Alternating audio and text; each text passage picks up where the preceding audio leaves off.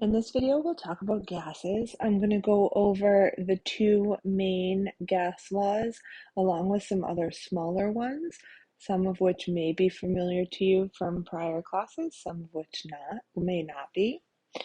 But I'm not going to spend too much time on any of the laws because they're all just basic formulas that you can manipulate and solve for. I do want to talk a little bit about pressure and properties of gases, however. So one of the things we're going to talk about is something called kinetic molecular theory, and we also have collision theory. So collision theory is the basis for what forms pressure. So when you're thinking about comparing two different sets of gases and thinking about the pressure, you want to focus on the collisions that will occur between the particles of the gas and the sides of the container. Okay, so if we do this here, we have 4 particles of gas here and 3 particles of gas here. So we would assume that this one would be the higher pressure because there's going to be more collisions if there's more particles. So the answer to this one would be lower than because it's asking for what would be on the right. Fewer particles is fewer collisions. Here, we're again focusing on the collisions.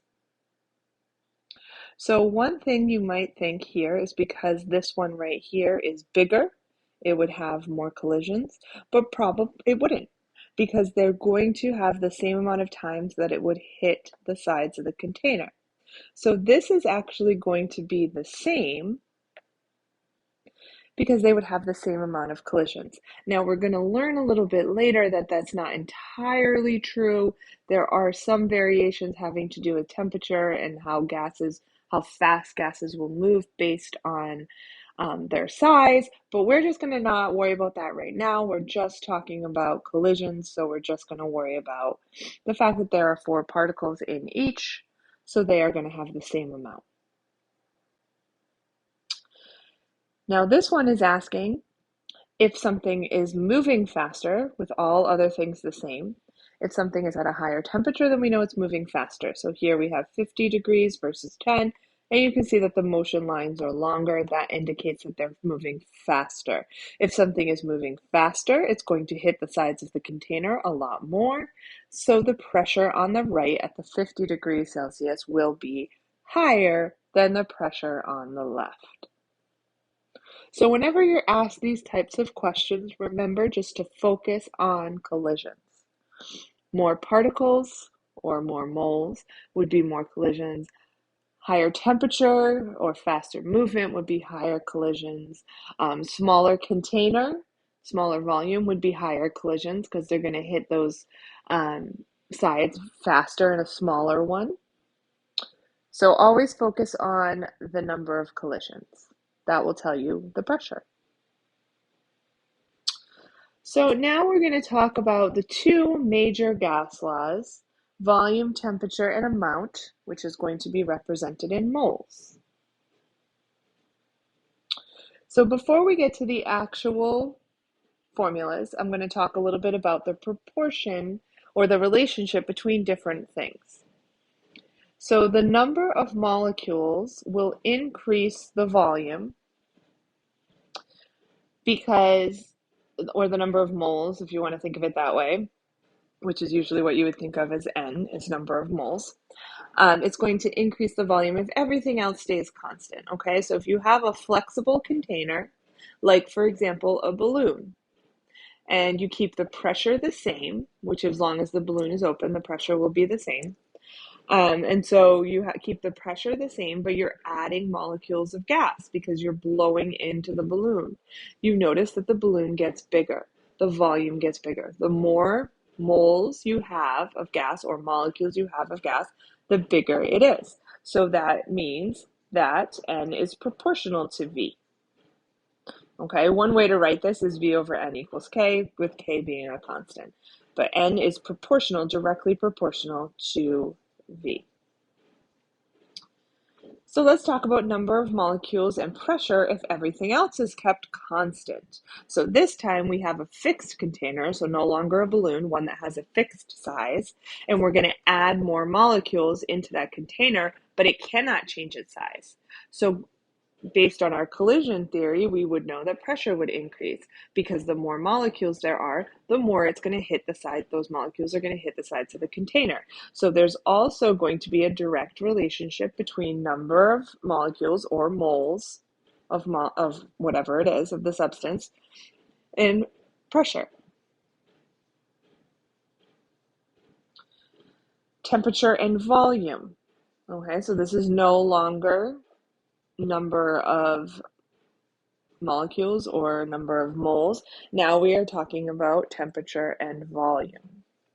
If you've ever had a balloon that was tied so that the pressure doesn't get to change with the atmosphere, and you tie the balloon, okay, if you take it outside on a cold day, you will notice that it shrinks. If you take it outside on a hot day, it will get bigger. If you heat it up, it will pop because eventually it will get too big and the elasticity will break. Okay, so that means that if you increase the temperature, the volume will also increase, and this is proportional. So it's important to know these things because you want to be able to think in your head after you do a problem with numbers, does that make sense to me?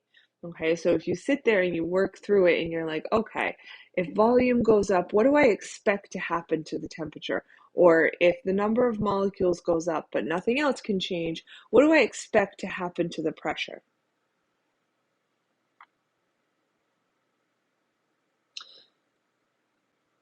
So here's pressure and volume. Now this one is going to be an inversely proportional relationship. Because if you think about pressure and volume, if you have like a container that's, let's say, 10 milliliters, and you have 10 particles in them and they're moving around, they're going to hit the sides of the container a lot more than if you move it to something that's 100 milliliters, those same 10 molecules. Okay, so if you have a bigger volume, you have less pressure. And that makes sense when you think about the collisions.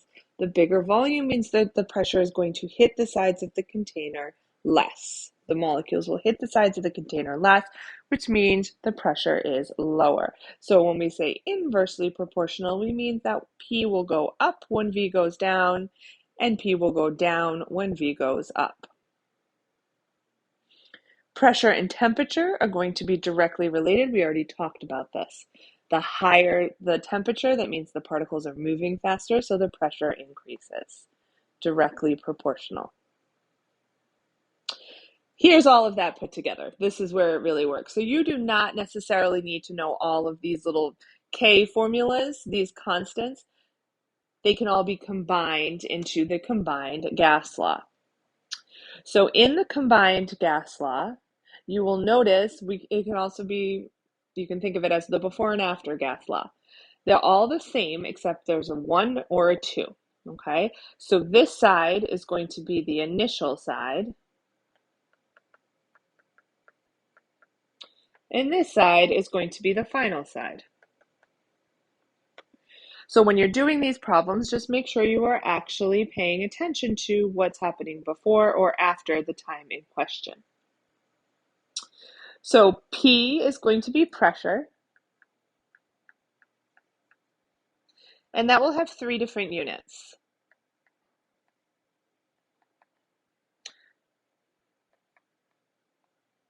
Atmospheres, mmHg, which is millimeters of mercury, and kPa, kilopascals. mmHg might also be referred to as torr. Volume for gas laws is going to be in liters most of the time. For the combined gas law, it can also be in milliliters, but usually you'll see it in liters. For the ideal gas law, which we'll get to in a minute, it has to be in liters. N is moles, or number of moles, if that helps you remember. And T is temperature. And for all gas laws, temperature must be in Kelvin. So if you're given degrees Celsius, make sure you add 273 to it. Okay, these proportions do not work if you have your temperature in Celsius.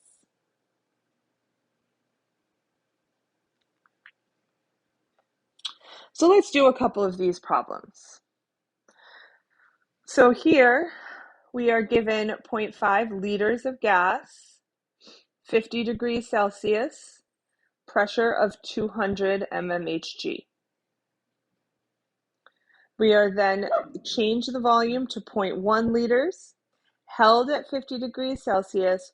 What will be the new pressure? Now, you would start with your combined gas law.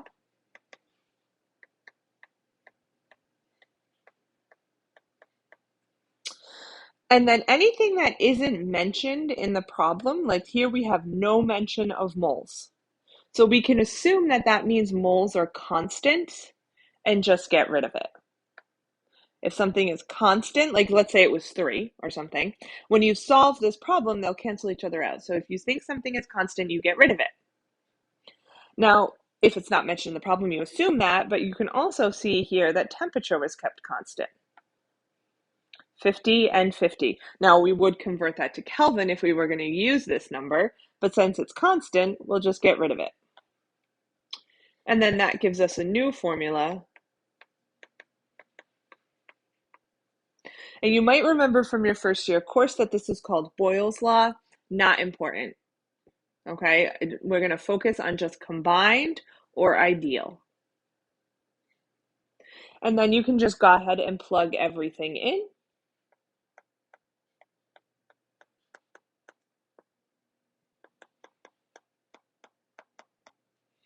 And then you get P2 is equal to 1000 mmHg. And we'll keep it like that for 1 sig fig because 200 had 1. And 0.5 and 0.1 did.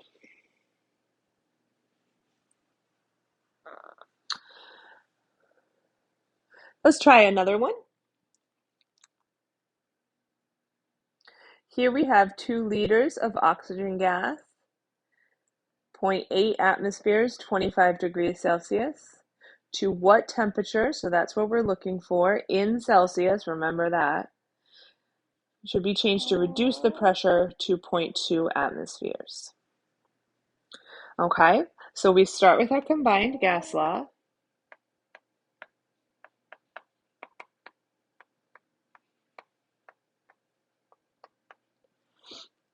We're given one volume, but not the other, so we can assume that that means it stayed constant, so we'll get rid of volumes here. And again, it doesn't mention moles at all, so we can get rid of moles because we assume that's constant. So we end up with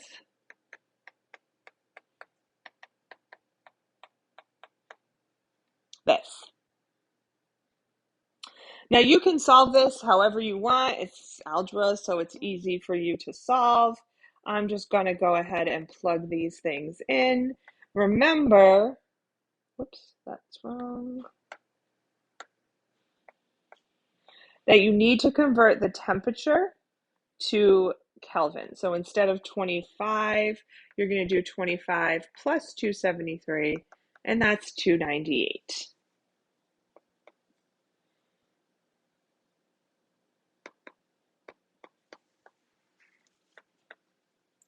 And then when you solve for T2,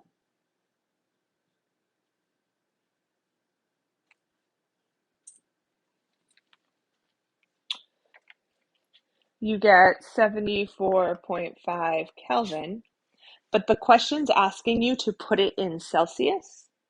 Okay, now remember, we can't use Celsius in these formulas. So what you have to do is take Celsius that you start with, turn it into Kelvin, and then at the very end, turn Kelvin back to Celsius. So you have to remember that what you get from the formula is Kelvin.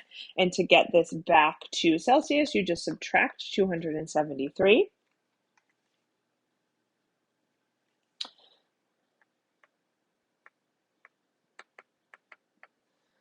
And then I'm going to go ahead and change that to 2.0 times 10 to the 2 for sig fix. But honestly, I don't think that would be that important.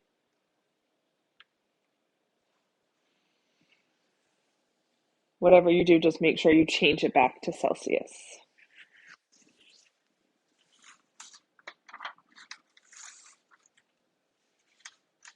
So that's the combined gas law. Now, when you look on your formula sheet, just a quick aside before we move to the ideal gas law, the combined gas law is not there. However, the ideal gas law is. And you can see that they are very similar. R is the ideal gas constant. So if you ever forget the combined gas law, you can use the ideal gas law to figure it out by setting everything equal to the constant. So for example, if we were to solve for R here, we would get PV over NT, okay? And then if we did that at one point in time, that would be 1. But then again, because R is a constant, at another point in time, we could do that again, and we'd get 2. A second reading of them, okay? So if you ever forget the combined gas law, use the ideal gas law, set it to the constant, and then that is what you get for combined gas law. So that's just a quick little trick. Since the combined gas law, the before and after gas law, is not on your formula sheet. Everything else here is familiar. Pressure can still be in those 3 units. Volume will be in liters. N is moles. Temperature has to be in Kelvin. And that brings us to the ideal gas constant. R is on your formula sheet, and the values for R are on your formula sheet. And you need to pick the R that matches up with your units for pressure. So if your units for pressure are atmospheres, go find the R on your formula sheet that has atmospheres in its unit. It's also going to have moles, liters, and Kelvin. Okay, those are always the same though. All the R values have moles, liters, and Kelvin. So find the one that has atmospheres, mmHg, or kPa. That is how you figure out what value of R to use in your ideal gas law. So just look that up on your formula sheet. It is there. So let's do some of these. We have 1,500 milliliters of oxygen. Whoops. At 624 mmHg, 27 degrees Celsius, we are calculating the moles. So a couple things we're going to do before we even get started here. For the ideal gas law, we know that this volume needs to be in liters. So you can convert that right away. And this temperature needs to be in Kelvin. So you can convert that right away. So then we start with our ideal gas law. We're going to solve for N because that's what we're looking for. And then we just plug in our numbers here. We have 624 for pressure, 1.5 for liters. And then R, if you look up R and you find the value that goes with mmHg. Okay, if you find the value that goes with mmHg, you get 62.4. And then you put in your temperature, do that out, and it comes out to 0.05 moles. So the only tricky thing about the ideal gas law is making sure you have the correct R value. So always make sure you take the time to look that up.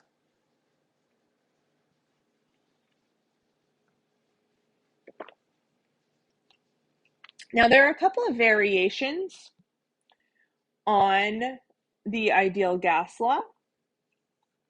And one of those is finding the molar mass.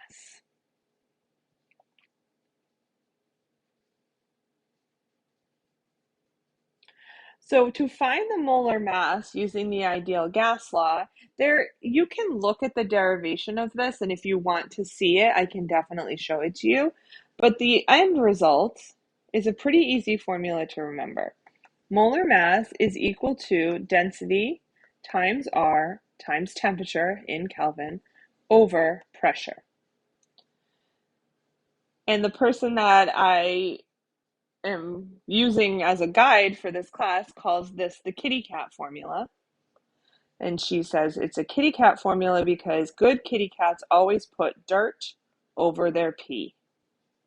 So if that helps you remember, I think that's a pretty genius thing. So go ahead and do that.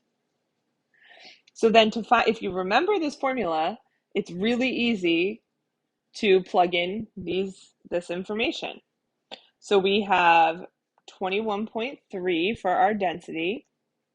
Our pressure here is in atmospheres, so we look up the R value that has atmospheres.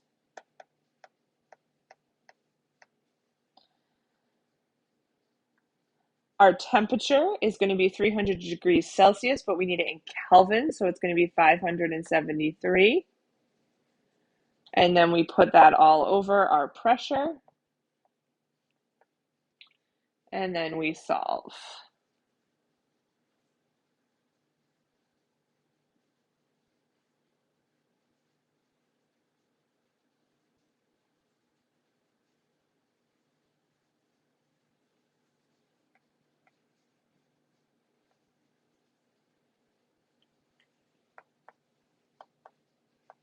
So our molar mass here is going to be 40 grams per mole. And I believe that's closest to krypton. Nope, that's a lie. I would have to look it up.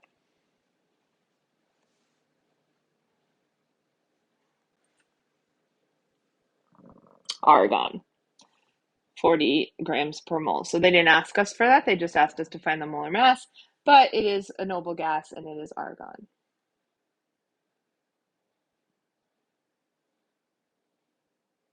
So pretty easy to do this. And then you can also use this formula to find the density of something, to find the grams if you know the liters. Like this formula is very useful formula. You're not going to find this on your formula sheet, which is why that kitty cat formula really helps out.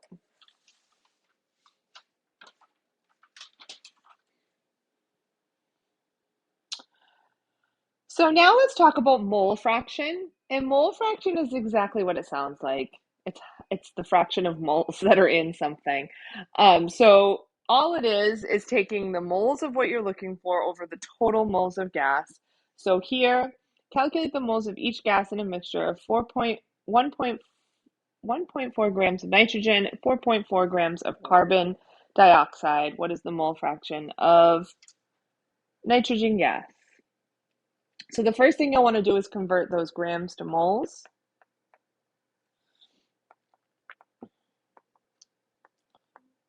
Remember, nitrogen is a diatomic, so that's why I did N2.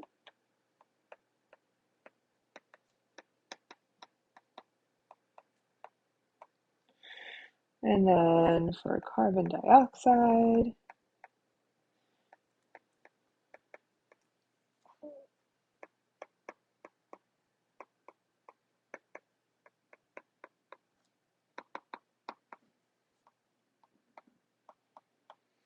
and then mole fraction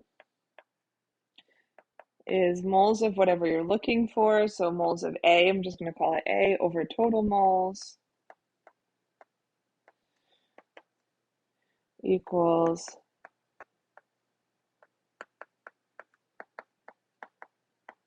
and that's the mole fraction of nitrogen gas in this problem. Now keep in mind that when AP asks you for mole fraction, they're not looking for a fraction, they're looking for a decimal. So do not leave it like this. You want to always make sure you do the division and get an actual answer. And if you look on the formula sheet, you will see that there it says something like pressure of A, meaning pressure of the gas you're looking for, is the total times the mole fraction, and then it tells you mole fraction is equal to moles of A over total moles. So that is not something that you need to remember. Probably pretty easy to remember, but it is there. So that's mole fraction. So now we're going to talk about something called Dalton's law of partial pressure, which is very, very easy, and it looks like this on your formula sheet. All that Dalton's law of partial pressure says that the total pressure in a cylinder is equal to all of the pressures of all of the gases added together. And that ends up being a very useful thing that we can do, even though it's so common sense.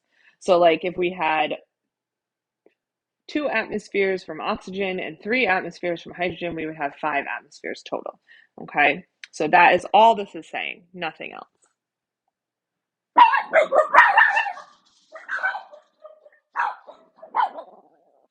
So here we have 2 gases in 2 different containers.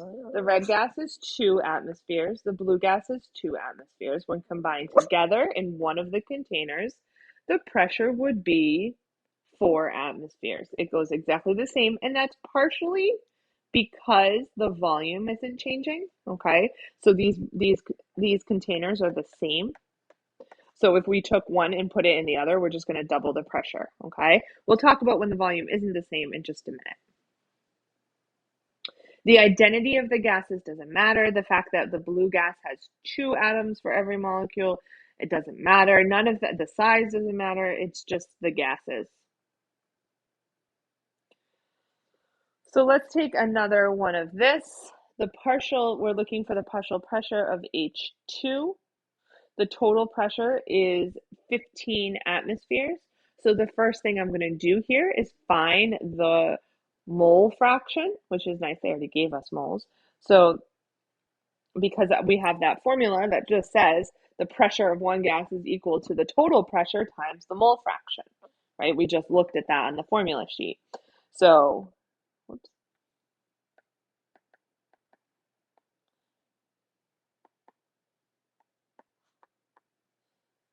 Do this so it's not confusing, equals the pressure of A.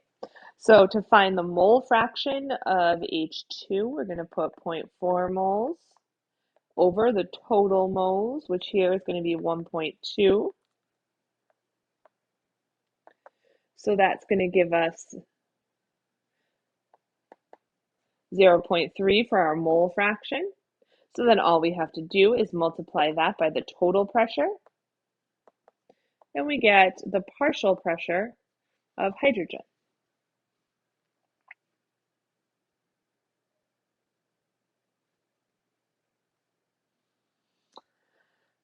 So if the inert gas from the blue and red containers were put into the empty purple container, so there's no gases in here, okay, in the 1 liter purple container, what would be the total pressure? And this is where we're looking at this. First, let's talk about blue to purple. If we put the blue gas in the purple container, whatever's in there is going from 1 liter to 1 liter. So that means the blue is going to stay at 1 atmosphere. It's not changing its pressure because it's not changing its volume. However, the red one is going from 5 mils to 1 liter. So the red one is going to change its pressure. Now you can sit here and do the combined gas law for just pressure and volume and all of that, but you could also just look at it and be like, oh, it's getting twice as big, so the pressure is going to go down by half. That's why it's sometimes nice to know those relationships just off the top of your head, because that makes this one very clear that it's going to be 0.5 atmospheres. You then add those two together and your answer is going to be 1.5. Something to keep in mind is that when we're talking about gases, they are super, super spread out. So it's not like when we add these 2 gases to the purple container, there's going to be something like where they're too squished together to be gases or whatever. That's not the case. You don't have to worry about any of those complications. There's plenty of room for them to all be existing in the purple container.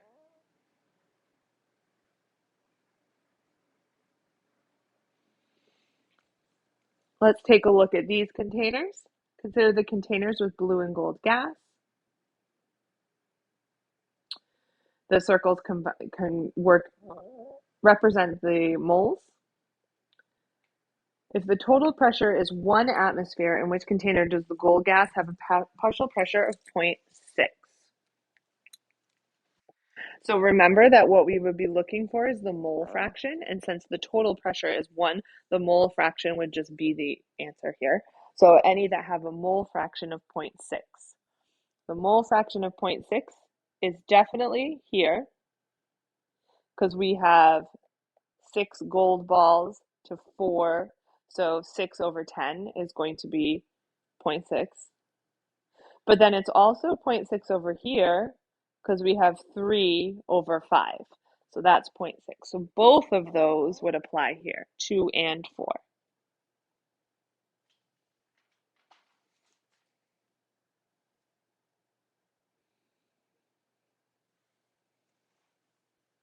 So here's a great question. Equal masses of 3 gases were put in a rigid, sealed 3-liter container.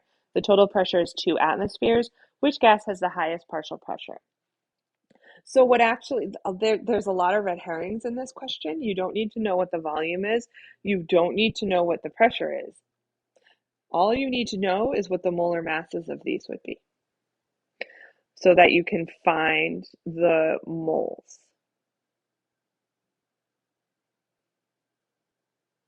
So if they're equal masses, and they don't tell us how much it is, right? Let's just, if you pick any mass, X mass, it's going to be multiplied by the molar mass of the gas, divided to get the moles, right? So you're going to want to pick the lowest molar mass to get the highest number of moles. So the lowest here is the highest moles. And partial pressure or pressure has to do with moles, not mass. So a lot of people here might pick argon because it has a higher molar mass, or they might say, well, they're all the same masses, so it's going to be the same pressure. Pick that last one. But we're going to say here that because we're looking for moles, we pick the lowest molar mass, and that's going to be helium. And we will talk about when the ideal gas law doesn't apply later on, but for right now, we can assume that the ideal gas law applies unless they tell us otherwise.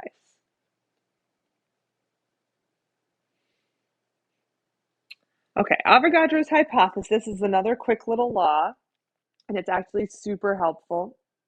If you remember from first year chem or from all the stoichiometry we've done so far this year, an ideal gas, 1 mole is 22.4 liters. So because it doesn't matter what the identity of the gas is, we can always figure out what the moles are based on the volume. Okay, so if we have the volume, they will follow the mole ratios, so you can use volume to do stoichiometry as long as temperature and pressure are the same. So that helps you because you don't have to change anything into moles. So an example of that would be here, 100 mils of nitrogen gas is added to 150 of hydrogen gas and reacted to form ammonia. Constant temperature, constant pressure. What volume of nitrogen will be produced? So we can easily do this. First thing we need to do is figure out what the limiting reagent is because they're asking us what the product is. Whenever you're asking for amount of product, you need a limiting reagent. Now, instead of doing stoichiometry and figuring out how many moles of each of these we have, we can just use our volumes. So if you take 100 here and 150 here, and then remember our trick for limiting reagent, we divide by the coefficient. So this one's divided by 1, this one's divided by 3. So our limiting reagent is going to be H2. So once we have our limiting reagent, we just do a stoichiometry problem. And again, you can just use this as if it's moles. It works perfectly fine. And then you just use your mole ratio. So we're going to have a 3 for H2 and a 2 for NH3. And then that comes out to 100 mils of NH3.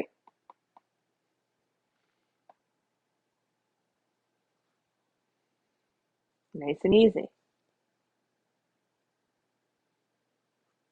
Saves you a lot of time if you use Avogadro's hypothesis. Next topic about gases is equilibrium vapor pressure. So I just want to kind of introduce this concept. There's not a bunch to do with it. So if you have an open flask like this, will all the water eventually evaporate? Yes. It might take a long time, okay, because there's only a little tiny opening there, and what needs to happen for it to evaporate is the liquid needs to turn to gas, and the gas needs to have space to go. So they would have to all go out this opening. So it might take a while, but it will happen. However, if one of the flasks is sealed, will all the water evaporate? The answer to that is probably not, because all of those water particles would then need to have room to be gas particles.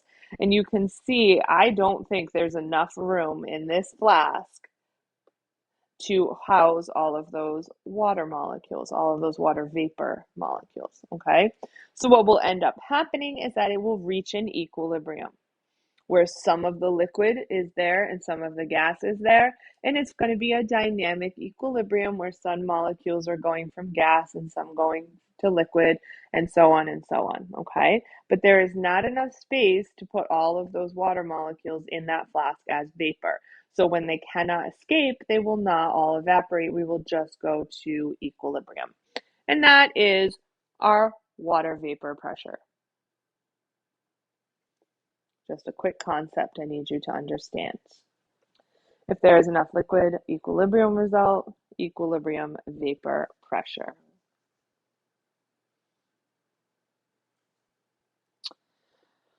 So here's the type of question you might be asked about this. Which flask will achieve a higher equilibrium vapor pressure? And then we would know it would be flask B, because if we heat it up, it's going to have more molecules going into the gas phase. They're also going to be moving faster. It's going to have a greater equilibrium vapor pressure. So the higher the temperature, the greater the equilibrium vapor pressure is.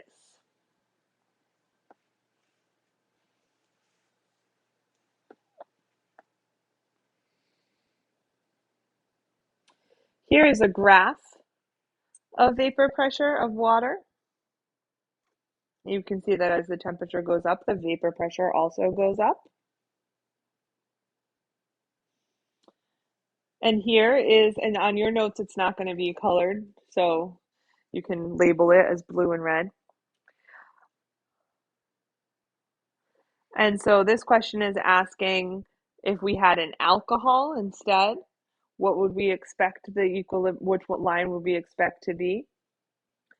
And one of the things that you might remember from first year chem, if not, we're going to learn about it in this unit, is that water has very, very strong hydrogen bonding. You can also think of that as the water molecules are very sticky to each other, and that results in a lot of different properties of water. And one of them is a higher boiling point, melting point, and one of them is going to be a higher temperature for, like I said, boiling, evaporating. So we would expect alcohol, because it's not as sticky, it doesn't have that intense hydrogen bonding, that we would expect it to have be easier to vaporize, be easier to evaporate. So we would expect it to have a lower temperature for a higher vapor pressure. So we would expect the blue line to be the alcohol line, because it's easier to evaporate it with lower, what we call IMF. And we'll talk about that later this unit.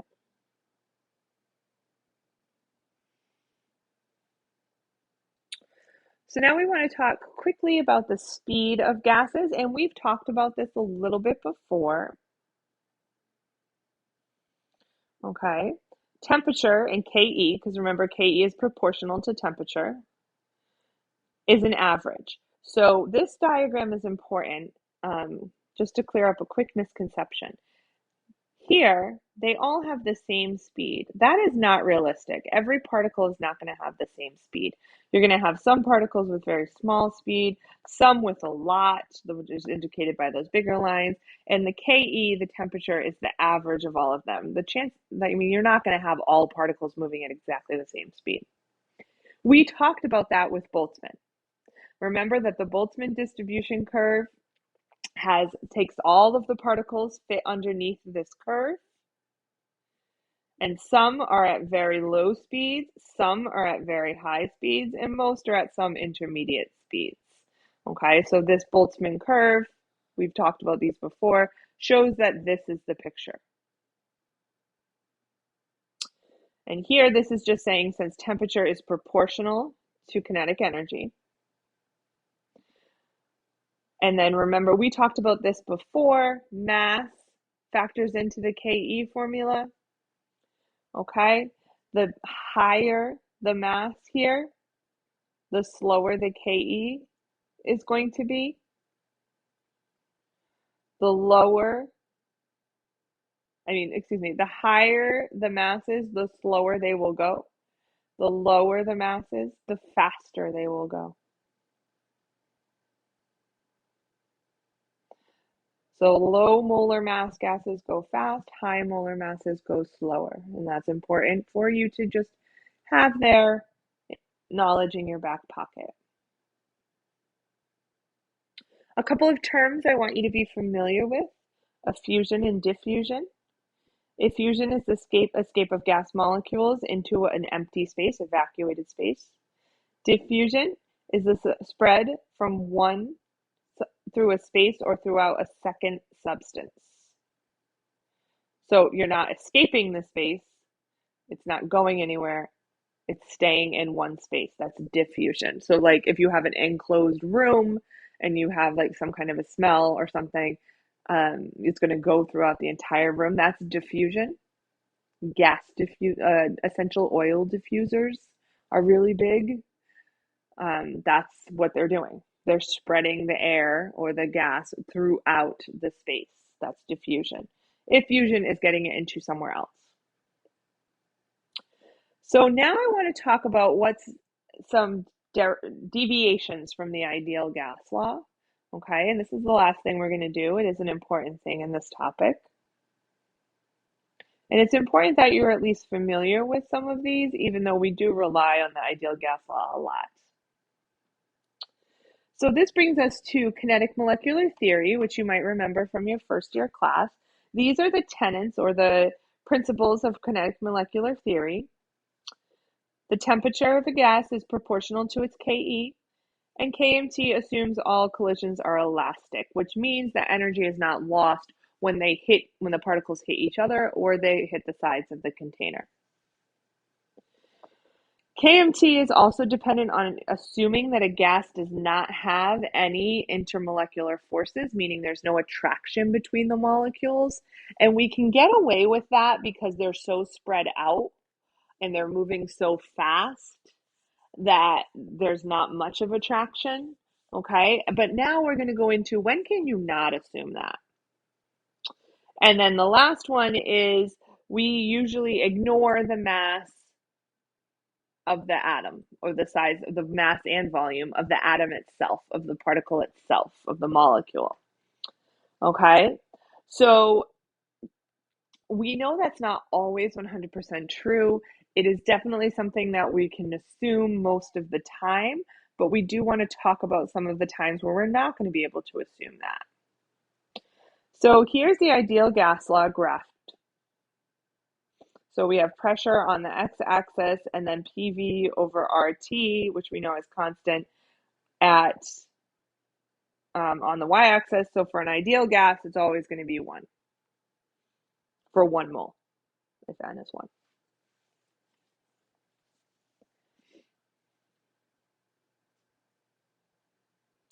So the graph of PV over RT versus P for an ideal gas is the dashed line. That's what we just said. But some gases, many gases, look like this solid line. So what we want to know is, why do some real gases follow this path instead of this path?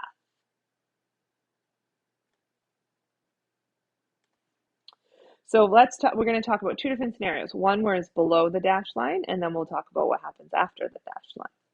If the ratio n, so this ratio, which is equal to n, our ideal gas law, is below the line, the volume must be smaller than what you would ideally expect it to be, right? Because pressure is here, pressure is the x. So this is whatever we're measuring here. Okay, so that's not going to be the factor. So this must be smaller because we're below the dashed line. This must be smaller. We're keeping t the same and r is always the same. So the only things that we can change are p and v. P is what we're measuring on the x-axis, so v must be smaller. So what would make v smaller at any given pressure? If the ratio is below the ideal line, which is 1 here, that means that the intermolecular forces, these attractions between the particles, are having an effect. If there's an attraction between the particles, then they're getting closer together, they're drawing into each other, and that's going to make the volume smaller. Okay, that just makes sense. They're going to be attracted to each other, they're going to suck in. Now let's talk about what's happening at this point. Okay, so we said volume is smaller here, and that's because of IMF's attraction. Volume is bigger here. Why?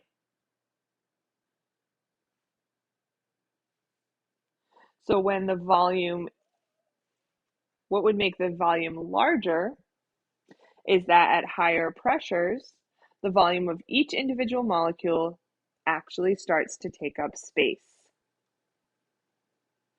recording the volume to be larger than it ideally would be. And that's because if we're keeping n constant, okay, and if P is going down, P is going up, then that means volume is automatically going down. And you can see how those particles and the size of the individual particles start to matter. Here, they're so spread out, they don't matter that much. But here, when they're not as spread out, they do start to matter. And so that's when you're going to see these kind of anomalies, okay? So what you'll often hear is that for an ideal gas, you have to assume that P is low enough and T is high enough. So if P is low enough and T is high enough, then they will behave ideally. But if they're not behaving ideally, that's something that AP might ask. Why does this gas not behave ideally? If it's behaving lower, then you know what to say here. And if it's behaving higher, then you know what to say here. And that's all we're going to go over in this video.